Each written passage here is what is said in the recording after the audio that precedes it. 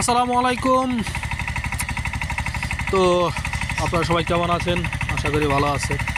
তো আমি একটি ভিডিও পোস্ট করেছিলাম, ছবি পোস্ট করেছিলাম মোবিল চেঞ্জ নিয়ে।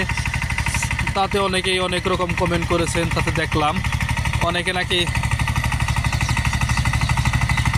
এক সিজনে একবারও মোবিল চেঞ্জ করেন না, আবার অনেকে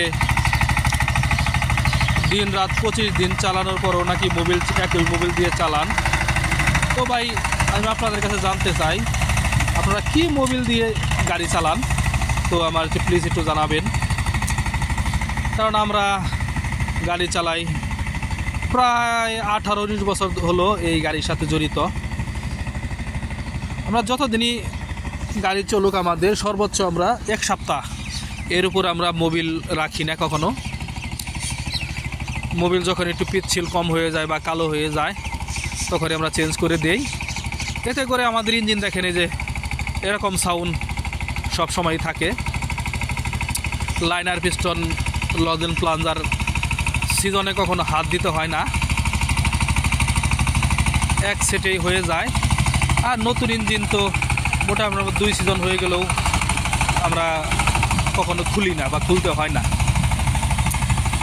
আর যারা মোবিল দিয়ে 25 দিন পুরো সিজন চালান, জানি না তাদের ইঞ্জিনের সাউন্ড কেমন বা ইঞ্জিনের কন্ডিশন কীরকম থাকে। যদি দেখতে পারতাম তাহলে অবশ্যই বুঝতাম। তবে এটুকু অভিজ্ঞতা আছে ভাই, যদি আপনার ইঞ্জিনের মোবিল নষ্ট হয়ে যায় তাহলে ইঞ্জিনের সাউন্ডই চেঞ্জ হয়ে যাবে। ও দেখবেন কিছুদিন পর ইঞ্জিনে মোবিল টানতেছে, লজেন প্লাঞ্জার বসে যাবে। এজন্যই আমি ভাই আমার গাড়িতে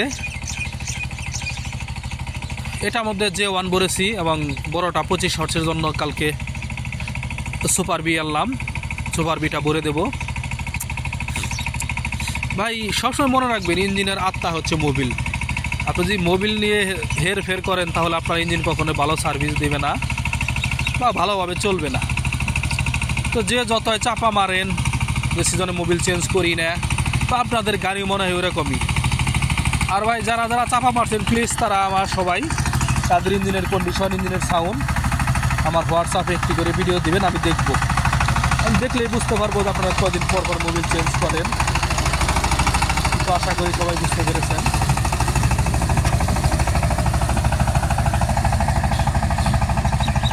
তো এই ইঞ্জিনটার বয়স 22-10 বুঝতেই পেরেছেন। 23 সালের গাড়ি, 23 চাষ হয়েছে, 24 চাষ হয়েছে। তারপরেও দেখেন যে ইঞ্জিনের সাউন্ডটা কীরকম, এখন নতুনের মতো রয়েছে। কোনো প্রকার পুরাতনের সাউন্ড এটার মধ্যে পাবেন না।